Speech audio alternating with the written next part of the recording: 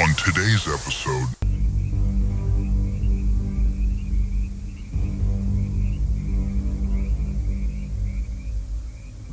November 3rd, Ye, who was embroiled in yet another controversy, tweeted out screenshots of texts he had received from one Harley Pasternek, specifically threatening to drug Kanye. In 1974, a group of scientists sent a message into space, written in binary code and transmitted using the most powerful radio telescope of the time. All this pizza they're talking about, no, Right. You never see any pizza. Right.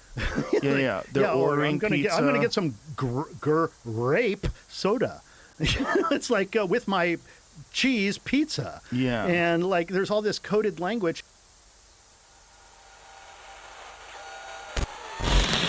They're out in the open now. They're not even trying to conceal it anymore. These people went to the same universities and fraternities. They're on the same boards of directors. They have like interests. They don't need to call a meeting. They know what's good for them. You don't need a formal conspiracy with interests.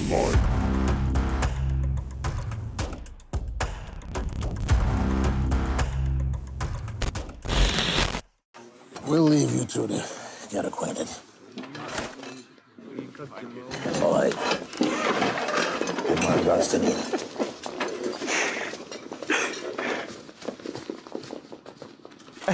I laugh because that's true.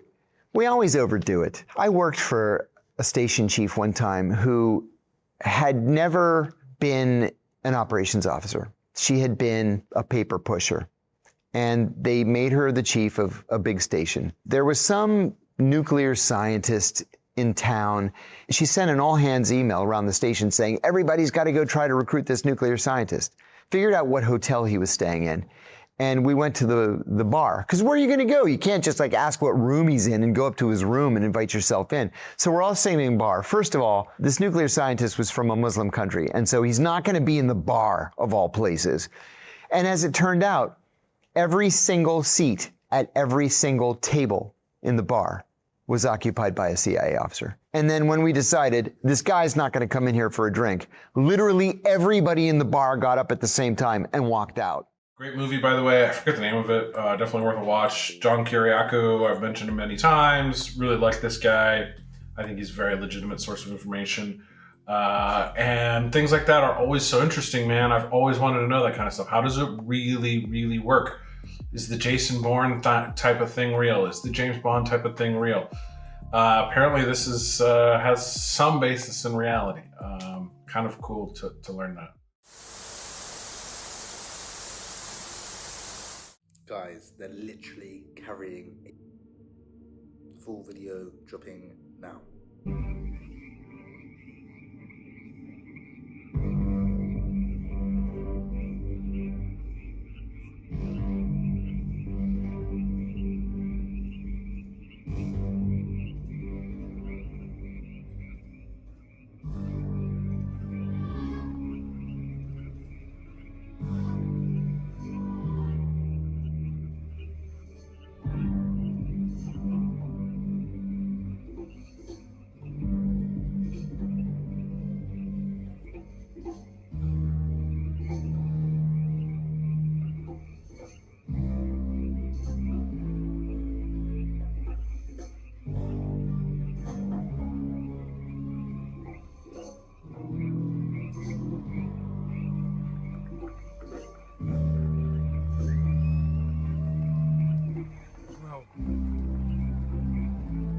Is one of my buddies in there?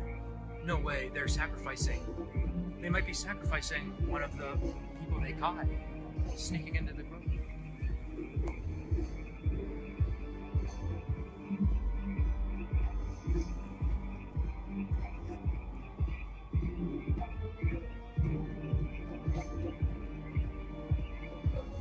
All right, stopping that one a little early. I mean, I think we get the point.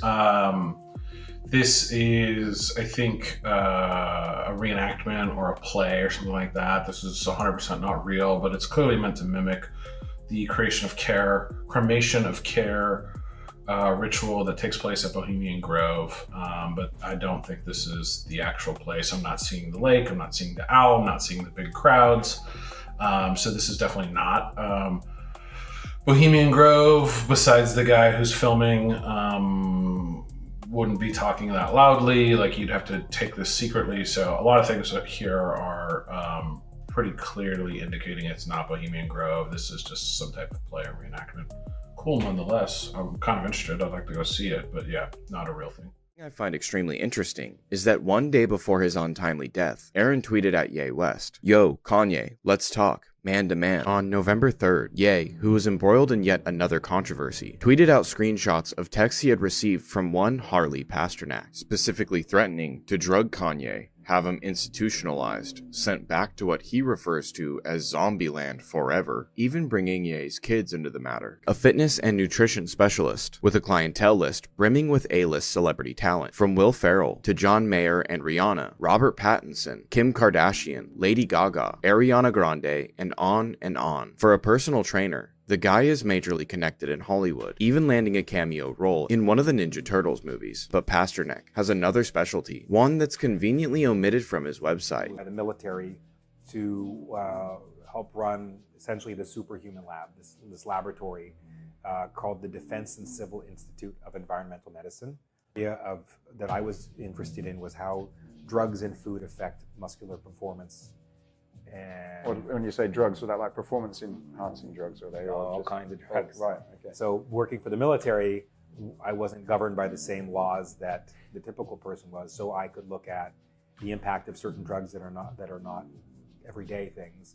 Harley was a former scientist at the Defense Research and Development Military Station in Canada, or DRDC, which is part of Canada's Department of National Defence program. This shadowy branch of the Canadian military once included the Defense Research Board, a department that quite literally funded MKUltra with the CIA. If you're unaware of what MKUltra was, or that it was real, it was a top-secret military program that experimented with trauma-based mind control, sensory deprivation, torture, brainwashing, and drugs, including psychotropics and hallucinogens. And though the name of the departments have changed and MKUltra has been partially declassified, it seems as though the associated groups are not only still experimenting, but utilizing what they gathered during MKUltra. Within one day of the tweet exposing Pasternek's messages, 2 items were removed from his Wikipedia entry, all references to Kanye West, and the list of his former clients, which include Brittany Murphy, who along with her husband died of mysterious illnesses, most likely spurred on by some kind of strange drug-related poisonings, and Mac Miller, who also died of an overdose. Of Brittany Murphy, Pasternek said she seemed high the last time he saw her, and of Mac Miller, he said Mac would be, quote, pissed he died, end quote. The most unsettling detail about this exchange between Ye and Harley is this. On November 17, 2016, during the kickoff for the second leg of his St. Pablo tour, Ye decided to get some political thoughts off his chest. I told y'all I didn't vote, right? But if I would have voted, I would have voted on Trump. It's a new world, Hillary Clinton. It's a new world, Barack. It's a new world, Jay-Z. The next day, he was invited to visit his personal trainer, Harley Pasternek's house in California. Within a couple hours, Kanye was being wheeled into an ambulance, handcuffed to a gurney against his will. Yeah, I'm actually one of his doctors. I'm just calling for my cell phone request if we can have some police backup because I don't think the paramedics, Are you there to answer? That voice you hear is or was Kanye's personal doctor, Dr. Farazam, who you can hear called for not only paramedics, but also police backup to have Kanye picked up from Pasternek's house. Dr. Farazam and Harley Pasternek wanted to place Kanye in a 5150 temporary hold. 5150 is the number of the section of the Welfare and Institutions Code, which allows an adult who is experiencing a mental health crisis to be involuntarily detained for a 72-hour psychiatric hospitalization when evaluated to be a danger to others or to himself or herself or gravely disabled. Ye was transported and admitted to Resnick Neuropsychiatric Hospital at UCLA against his will, where he continued to resist treatment. That night, the paparazzi caught up with Pasternek in his neighborhood. Ye was in that psych ward for over a week, and interestingly, when he was released, the news reports said he had been released after his voluntary admittance. After he was released, Ye's only public appearance was in the lobby of Trump Tower on December 13th, 2016, side by side with the former president after a meeting that Ye described as covering several important issues. After that, Kanye laid low for almost an entire year, his next performance not taking place until about a year later in November of 2017. After his hospitalization, and subsequent visits to Trump Tower, fans and online commentators made references between Kanye and the 2017 smash hit Get Out go completely viral. This TikTok is from Parasite TV, who has a YouTube channel. His name is Max Powers. Channel is Parasite TV. Channel is absolutely amazing. Cannot give this guy enough credit. Absolutely love his content. If you haven't checked him out, give him a follow on TikTok. Go check him out on YouTube. Watch the full video. He's got a ton of stuff. He does really, really, really good presentations of all of these things. And I absolutely love his content. My only complaint about the channel is he doesn't drop enough content frequently enough. But it's really well done, very high production value. Cannot give this guy enough credit. Really go check him out. Absolutely love this guy's stuff. Number 2, yeah, this is crazy. If you've never heard of Harley Pasternek, I mean, this story is very well documented. And, like I said, Max does a great job of doing it. So he's one place to check it out. But there's a lot of content on this out there. Really look into this guy. Seems a pretty clear indication of one of these Hollywood handlers. It's absolutely wild. And once you establish the existence of these people, you have to question, where else are they popping up? I think Tina Turner. I think a lot of cases, Aaliyah. I think is a little bit more of a unique case, probably on a smaller scale, but still something strange there going on. Michael Jackson, likely Prince. A lot of these people, Matthew Perry. I think a lot of Brittany Murphy, obviously, as they mentioned. I think a lot of folks are, surrounded by very questionable people. And Harley Pasternek and the exposure of Harley Pasternek, I think, is probably the most clear-cut piece of evidence we have and we've seen of one of these types of handlers existing. And it seems very clear as day. I mean, again, do we have smoking gun proof? No, of course not. That doesn't exist, right? We try to focus on big boy ideas here on this channel, being evaluating the evidence and making the best determination we can based on what's available. And if you look at this guy's background, you look at his behavior, you look at the text messages that we have access to, it does not make sense when it's compared to the official narrative that they're trying to put out there, that this guy is some sort of high-level Hollywood trainer, physical trainer, does not add up with all of the other pieces that we see in place. So in my opinion, it's some of the clearest evidence we have from one of these Hollywood handlers. And it makes you wonder how many of these guys are running around in those circles. We're a professional sniper. If you were trying to plan how to kill an incredibly high-profile person, would you come up with, as a professional, with the plan of, well, in broad daylight, in front of 3,000 witnesses, many of whom are running cameras, on a campus that has unknown number of cameras running all the time, 24/7, I'm going to climb up on a roof in an exposed position and take this shot with a unsuppressed hunting rifle. Yeah. If your government asked you to do that, you would say, hey guys, I think we probably ought to think this through. There's probably about 5,000 ways that we could do this that don't involve me getting caught on camera. You say, most people who are convicted of murder, we don't have any video of them. And here you have a lot of video, but maybe not the very moment. Luck is not a business model. If you're the professional sniper, it's only luck that there isn't video. It's only luck that somebody didn't hear it and not even try to record it, but just do this and capture the shooter standing up briefly to run off the roof. Well, there's a flaw in your logic to begin with, and that is he actually wasn't killed with that rifle. Right. This is where things have all gotten crazy for me. It's like, okay, I think we narrowed it down. Israel was involved. Clearly, the United States had to be involved because, I don't know, Charlie was definitely going to be a future president. And he was about to turn on Trump. I don't know. But this is the problem with all that. It's like, what we did is we put together this extremely sophisticated, complicated assassination plan, and we've created a patsy, and it was so sophisticated, so well executed that everybody got away with it. But the one thing, it's like, hey man, you took the shot from a different location that nobody saw, nobody heard, yes. All right, great job. You did that. What were you shooting? 223. What did we leave with the patsy? 30-06. Bad move. Oh, like that was the one thing that between like the greatest militaries on earth, both Israel and the United States, maybe French, I don't know right at this point. That was the one thing that we screwed up. I mean, if we're going to plan this, and let's say we were stupid enough to come up with the plan where we're going to do this in broad daylight, which would make no sense. 30-06 would be the worst one with, like, why would we go with that? There's so many better ways to do that.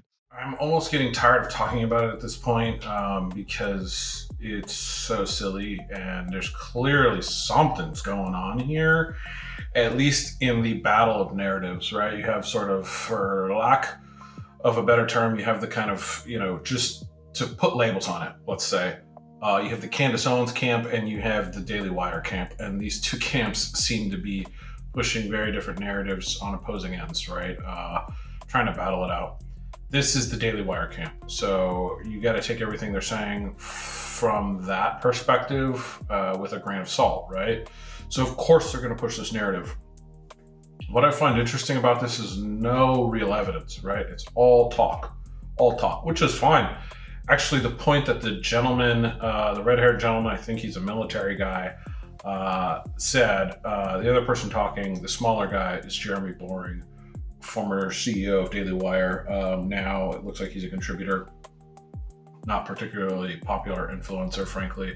I don't know how much of a following he has outside of being the CEO of Daily Wire, but that's who that is. He's talking for most of the time, and then that other guy jumps in towards the end.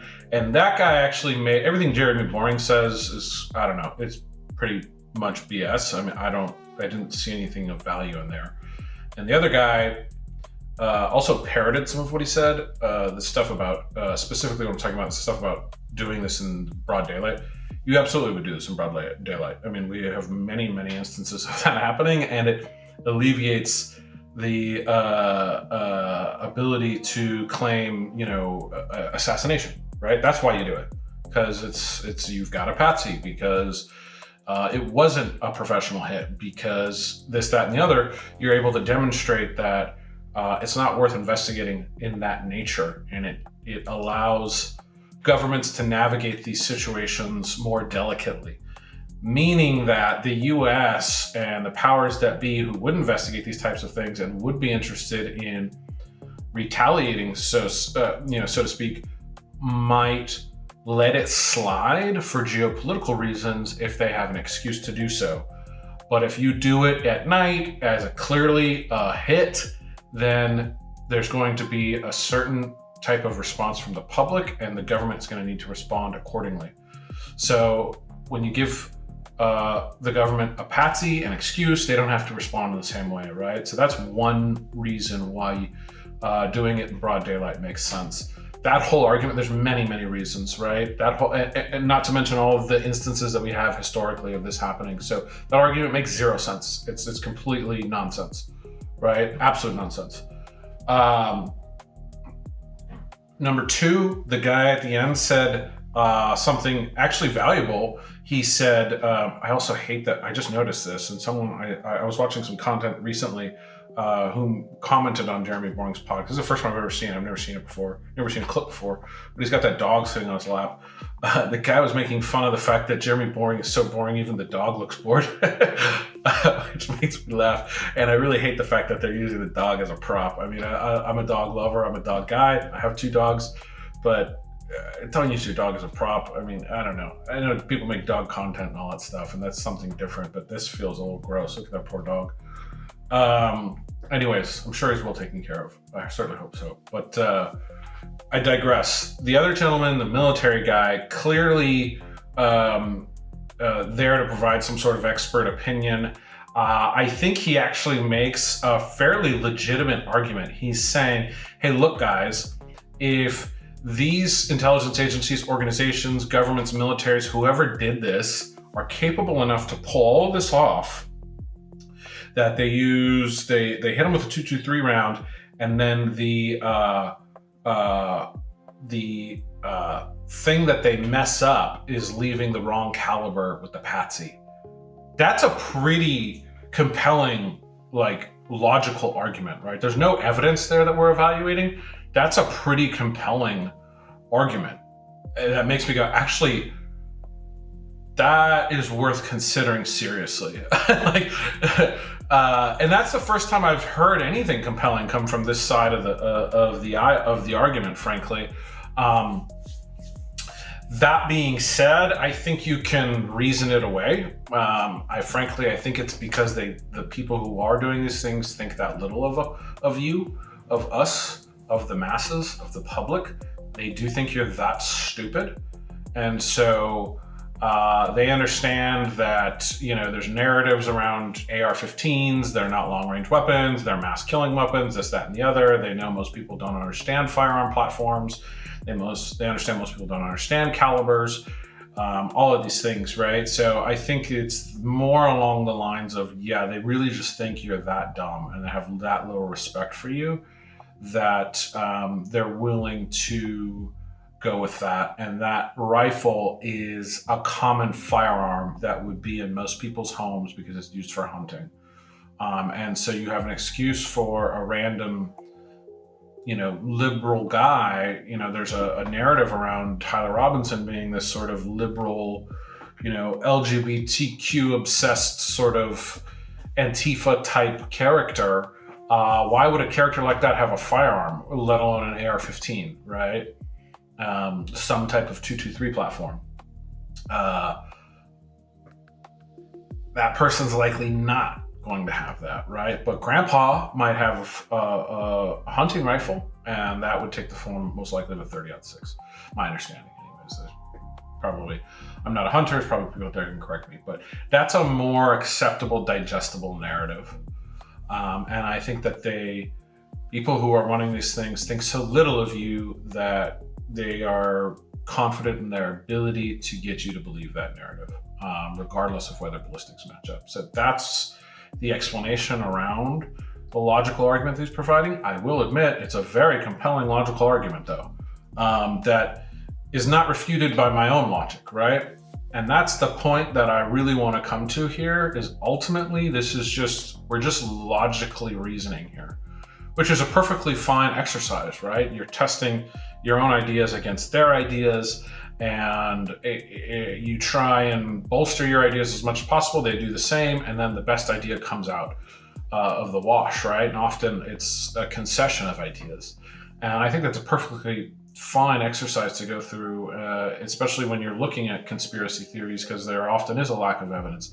In the Charlie Kirk case, there's still a significant amount of physical evidence, things that you can see with your eyeballs, that supersede the logical arguments that still need to be addressed. So while I do admit this is a very compelling argument, I think there's ways to logic your way around it, which still makes you arrive at a place of, what does the physical evidence say? And the physical evidence suggests that it's highly unlikely that the firearm used to unalive Charlie Kirk was a 30-06. It's possible, extremely unlikely. Extremely, extremely unlikely from my understanding. The only argument that I've heard that refutes the ballistics evidence wasn't even provided by the so-called Daily Wire camp, as I'm calling them. It was provided by the Candace Owens camp. And someone who was talking about the only possible way is like frazzled rounds or something like that. And I don't know exactly what that is or what those are, but it's my understanding that they're really difficult to get. They're very uncommon. And that's the only thing that could possibly result in this type of wound from Charlie Kirk. The other argument that I've heard that seems to be growing in popularity is this is the same situation as MLK. MLK was unalived with a 30-06. Man, if you're using that argument, it's like, Jesus, you need to go educate yourself. I'm sorry. Like, that's just, you're a moron, frankly. You're a moron. If you don't understand the history around MLK and that unaliving, and you're trying to use that situation as proof to support the possibility of something similar happening in the Charlie Kirk case, you're just ignorant. You're just extremely ignorant. Okay, you need to go do your homework on the MLK case, because all of the same questions exist over there. So it's in no way, shape, or form a legitimate argument. Period. Right? Like, if you're using that argument, you just stop. Right? Like, again, and I think this is what I see from evaluating this. What I see out of the Candace Owens camp are. And again, we're just using that as a metaphor for the people who tend to side with that side of the argument. What I see is physical evidence. People going, hey, here's physical evidence that doesn't seem to match with the narrative that the mainstream media is providing.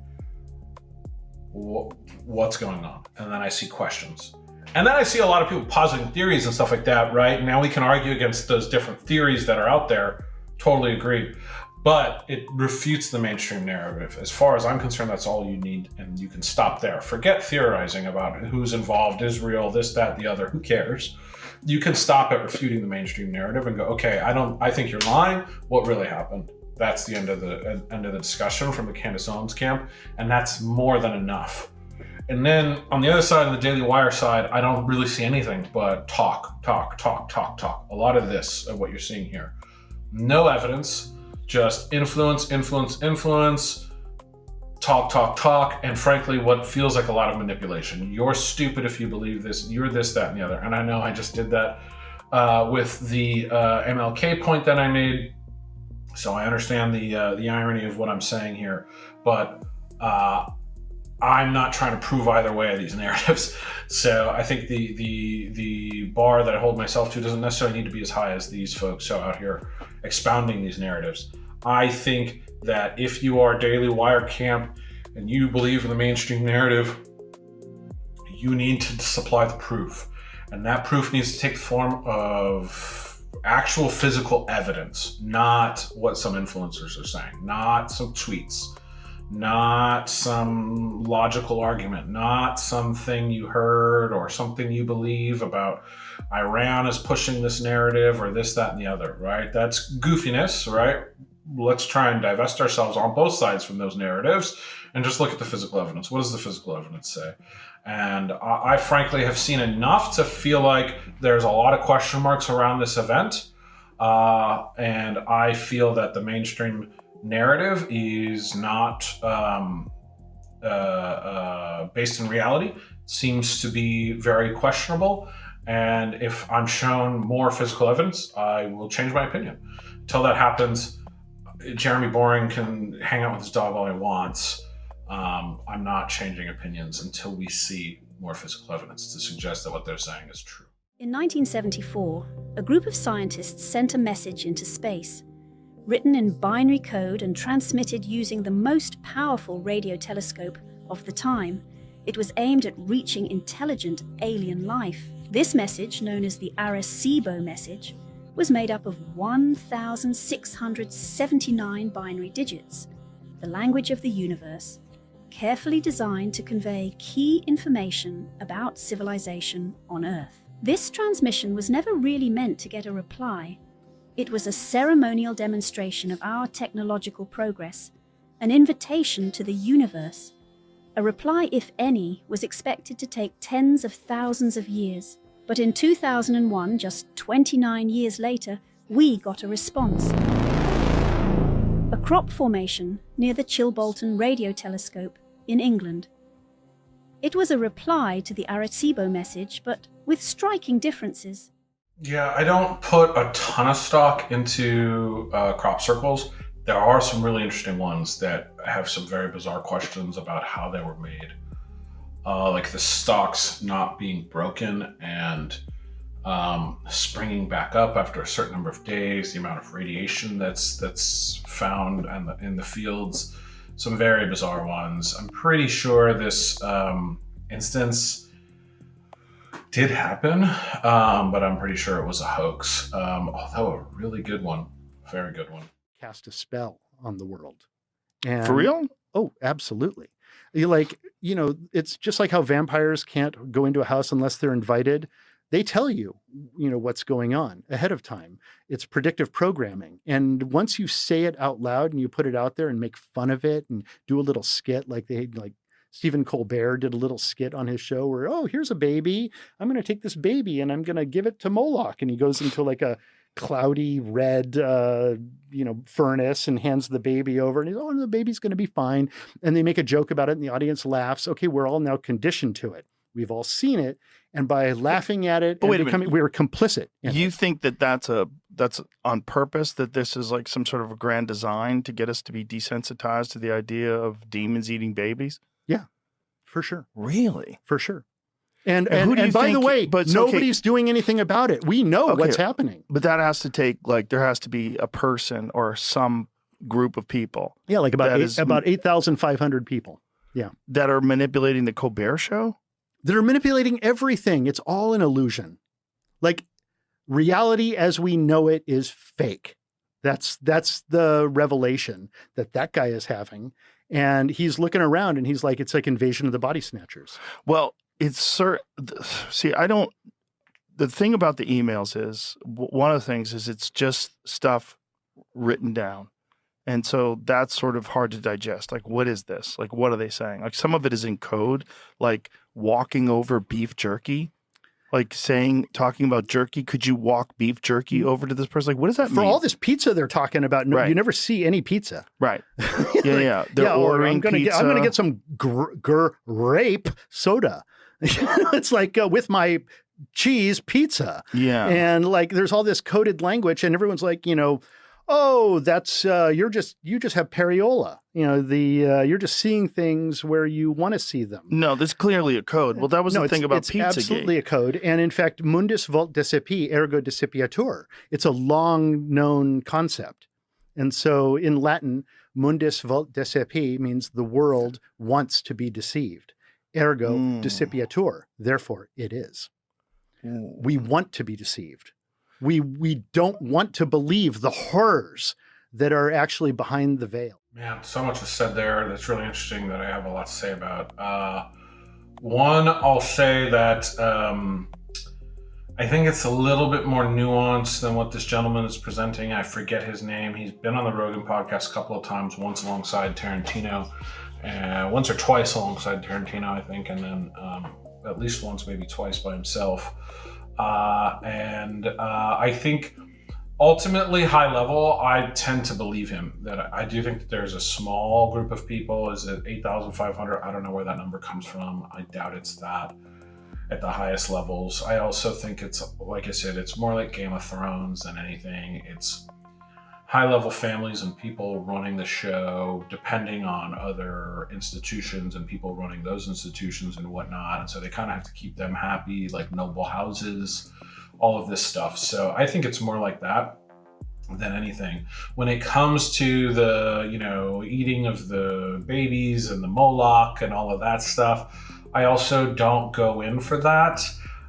I do think there is some very dark and gross stuff happening with kids. And so I do think the abuse of children is taking place, likely in the form of SA. Unfortunately, I think that's a reality.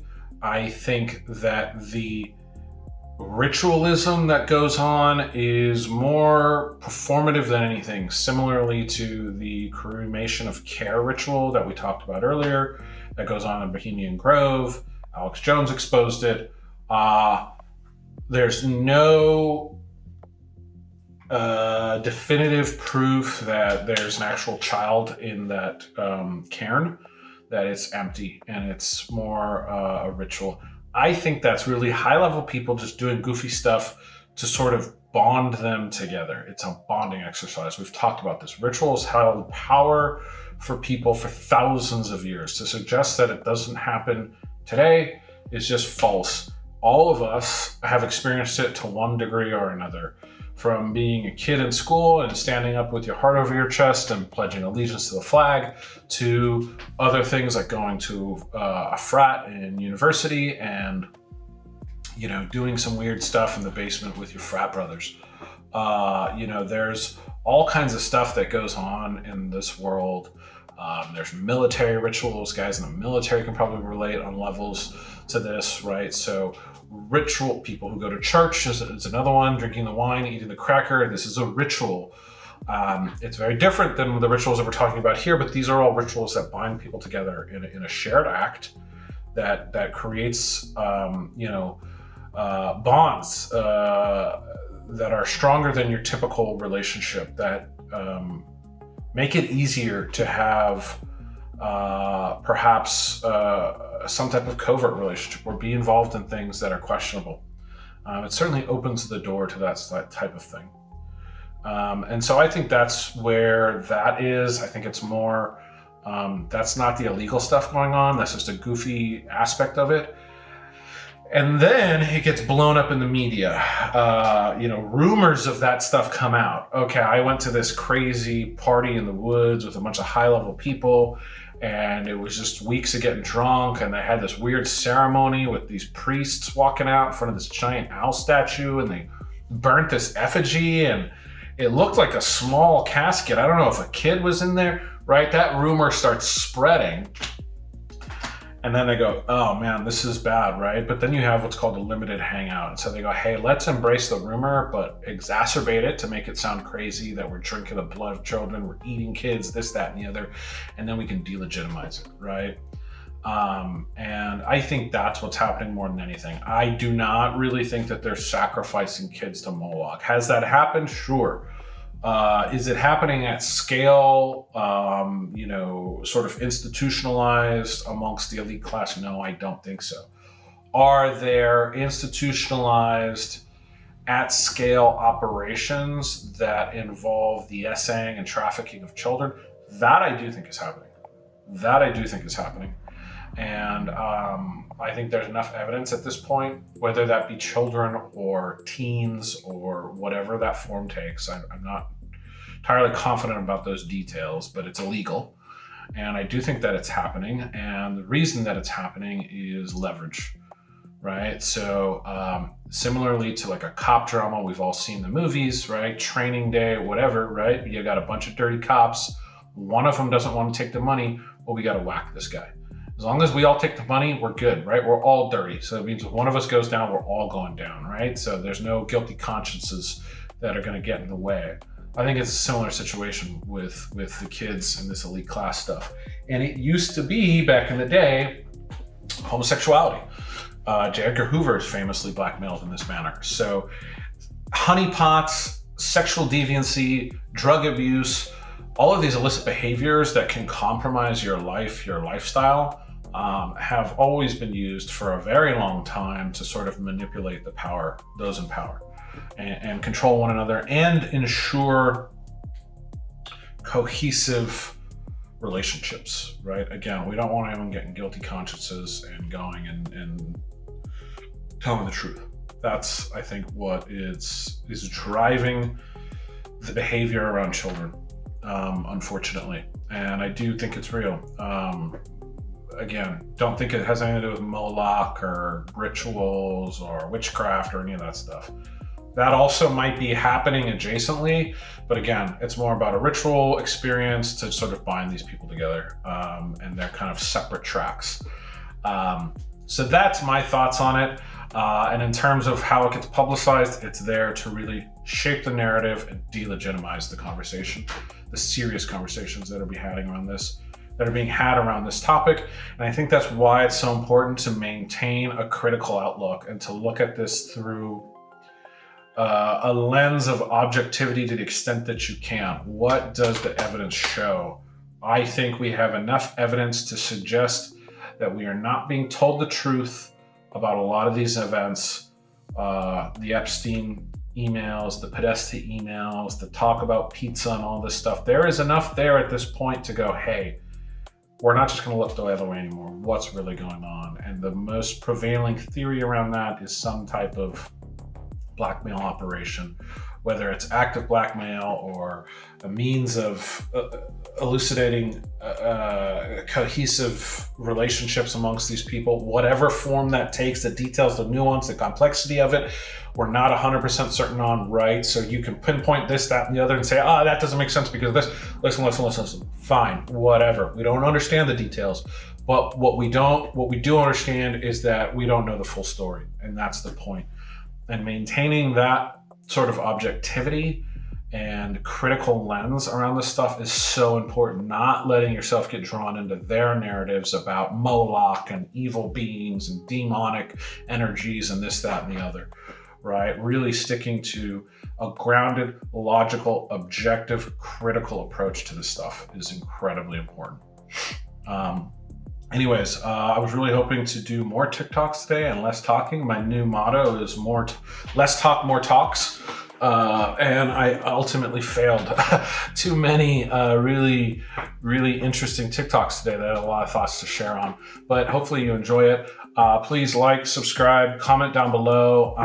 I speak very passionately about this stuff, so I'd love to get some engagement with people and start generating some conversation and discussion and hear what other people think, right? Like, a lot of what I want to do here is help shape my own thinking. That's really what this is about. And the exchange of ideas that we talked about earlier when we were talking about the Charlie Kirk stuff, that exchange of ideas is one of the most powerful learning tools, in my opinion, and it requires partners. So comment down below. Tell me I'm an idiot. Tell me what you think about these things, and let's engage in a discussion. I'd love to do it. So thank you for watching. Hope you enjoyed it. We'll be back next time with another one. See you then.